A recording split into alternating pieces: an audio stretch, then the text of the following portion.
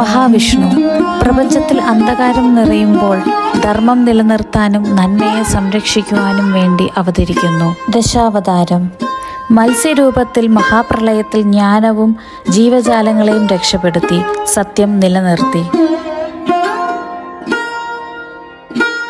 കൂർമാവതാരത്തിൽ മന്ദരപർവ്വതത്തെ താങ്ങുകയും ദേവന്മാർക്കും അസുരന്മാർക്കും അമൃത് നേടുവാനും സഹായിച്ചു. വരാഹ അവതാരത്തിൽ ഭൂമിയെ കടലിൻ്റെ ആഴങ്ങളിൽ നിന്ന് ഉയർത്തുകയും ഹിരണ്യാക്ഷനെ സംഹരിക്കുകയും ചെയ്തു.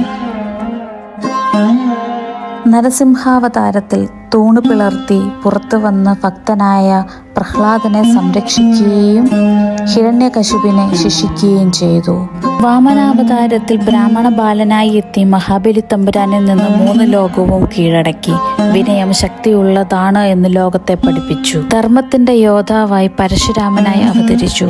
അജ്ഞാനത്തിലും അഹങ്കാരത്തിലും മുങ്ങിയ രാജാക്കന്മാരെ കീഴടക്കി ഭൂമിയെ അധർമ്മത്തിൽ നിന്ന് ശുദ്ധീകരിച്ചു. രാമാവതാരത്തിൽ നല്ല മകനായി, നല്ല ഭർത്താവായി, നല്ല രാജാവായി ജീവിച്ച് സത്യം എപ്പോഴും ജയിക്കും എന്ന് തെളിയിച്ചു. ശക്തനായ രാവണനെ വധിച്ചു. കൃഷ്ണാവതാരത്തിൽ ഭഗവത്ഗീത ഉപദേശിച്ചു. ധർമ്മത്തിനു വേണ്ടി പോരാടി.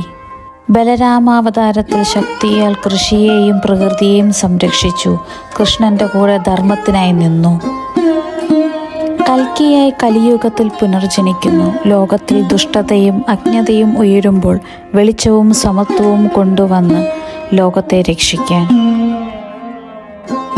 മത്സ്യത്തിൽ തുടങ്ങി കൽക്കി വരെ നീളുന്ന ദിവ്യയാത്ര.